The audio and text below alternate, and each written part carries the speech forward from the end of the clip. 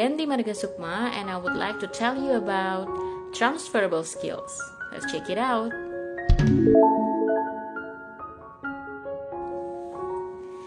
Before we discuss further about transferable skills, let's define what transferable skills are. Based on a Cambridge Dictionary, transferable skills are skills used in one job or career that can also be used in another. Jadi di sini transferable skills itu adalah keterampilan yang digunakan dalam pekerjaan atau karir yang dapat juga berguna atau bermanfaat di hal-hal lainnya. Oke.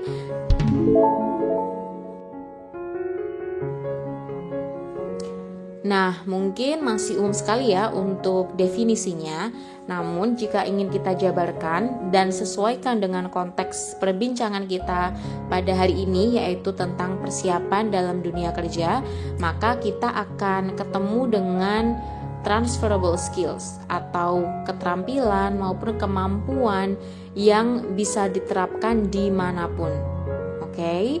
Nah, ketika kita itu mendaftar pekerjaan, kita harus ingat bahwa transferable skills itu adalah poin penting dalam surat lamaran pekerjaan maupun CV.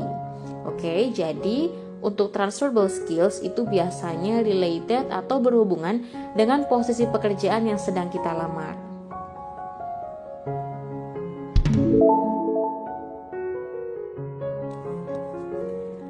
Nah, that's why transferable skills are relevant and helpful untuk diterapkan dalam kehidupan sehari-hari, ya. Jadi, transferable skills itu tidak hanya diperuntukkan bagi pekerjaan, tapi juga untuk sosial juga ya. Jadi, selain professionally, maka transferable skills juga bisa digunakan socially atau dalam kehidupan bermasyarakat.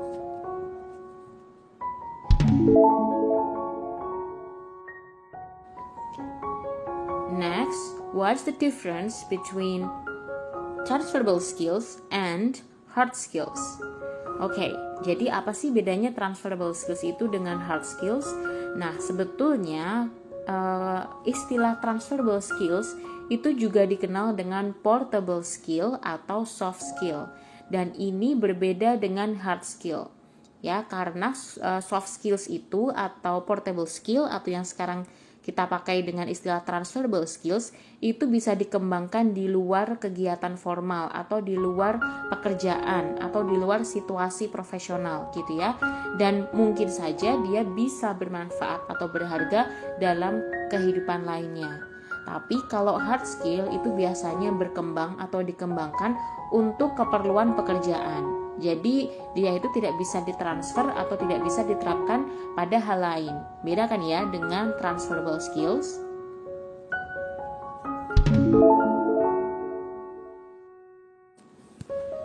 Nah, itu tadi adalah perbedaan antara transferable skills dan juga hard skills.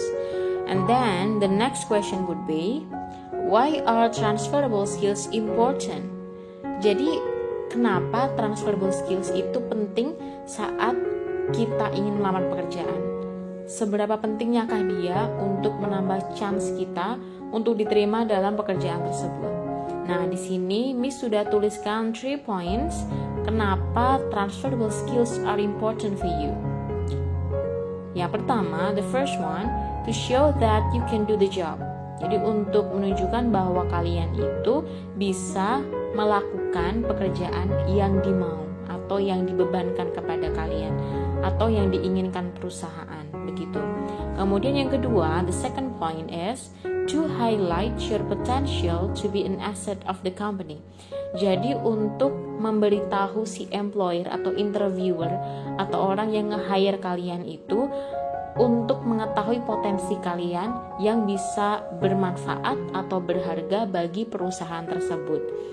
Jadi bagaimana cara kalian menunjukkan transferable skill seperti apa yang bisa menarik employer atau orang yang merekrut kalian itu bahwa kalian itu berharga.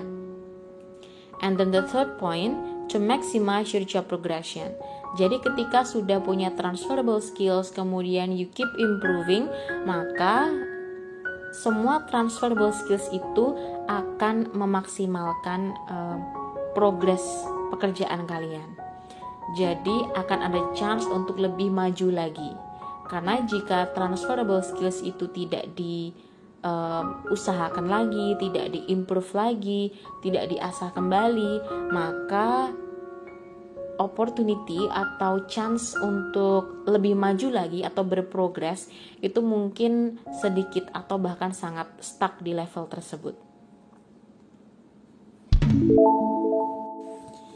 Nah, itu dia ya, betapa pentingnya transferable skills itu.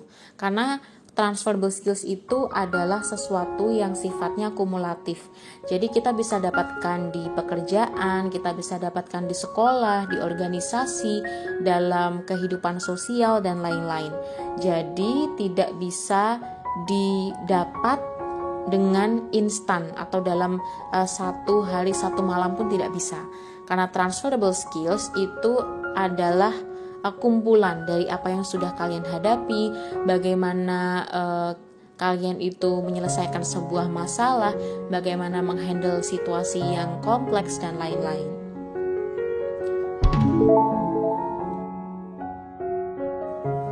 And then that's why I would like to tell you about 4 transferable skills yang penting untuk kita tahu. Jadi transferable skills itu ada banyak sekali ya.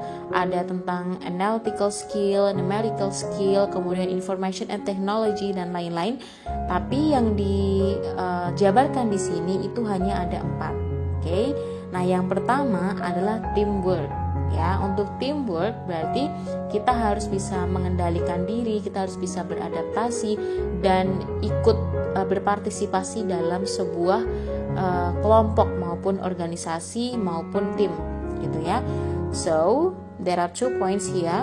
Working effectively in a group to achieve goals. Jadi bisa bekerja secara efektif dalam kelompok untuk mencapai tujuan. And then the second one, giving valuable contribution to the team. Jadi bisa memberikan kontribusi untuk tim. Karena kalau tidak terbiasa dengan teamwork atau kita susah untuk bekerja dalam tim, maka mungkin saja ketika kita dihadapkan dengan pekerjaan yang memerlukan kerjasama, itu nanti kita akan susah untuk beradaptasi. Ya, mungkin saja kita terlalu ingin menyelesaikannya sendiri misalnya dan tidak percaya dengan orang lain. Nah, itu adalah salah satu tanda bahwa teamwork itu harus ditingkatkan dalam diri kalian.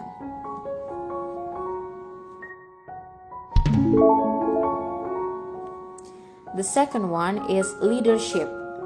Nah, untuk leadership ini berarti tidak serta-merta memimpin orang lain ya. Jadi sebetulnya berawal dari memimpin diri sendiri.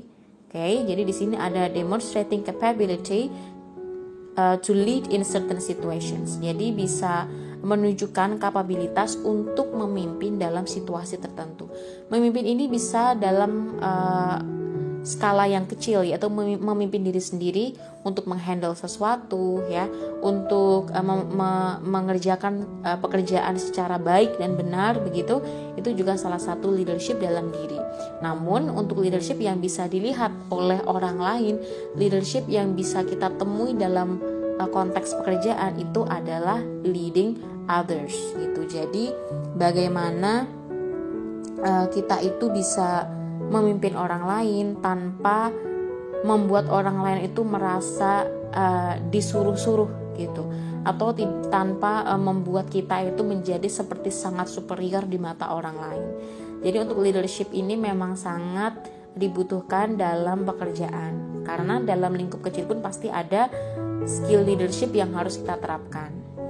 Kemudian yang ketiga adalah showing initiative. Jadi bagaimana cara kita itu menunjukkan inisiatif sehingga orang lain itu bisa menyadari keberadaan kita. Nah, setelah menyadari keberadaan kita, maka nanti mereka akan timbul rasa percaya pada diri kita. Baru saat itu kita bisa lead the others. Jadi bisa memimpin mereka gitu dengan baik.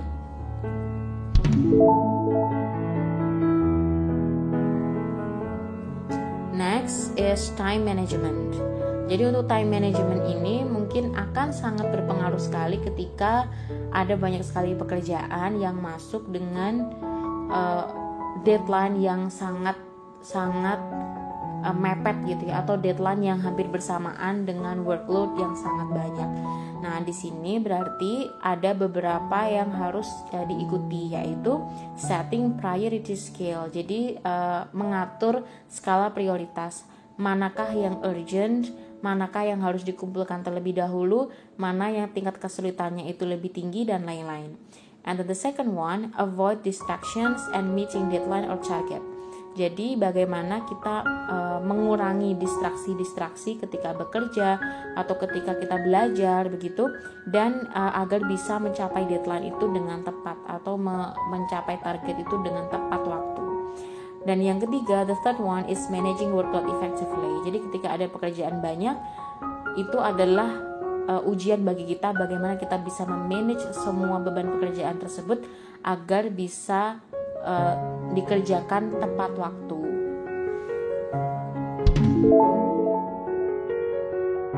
And then the last one is communication. Nah, untuk communication, I read 2 points here. The first one is communicating complex ideas in a logical, ordered, and concise manner.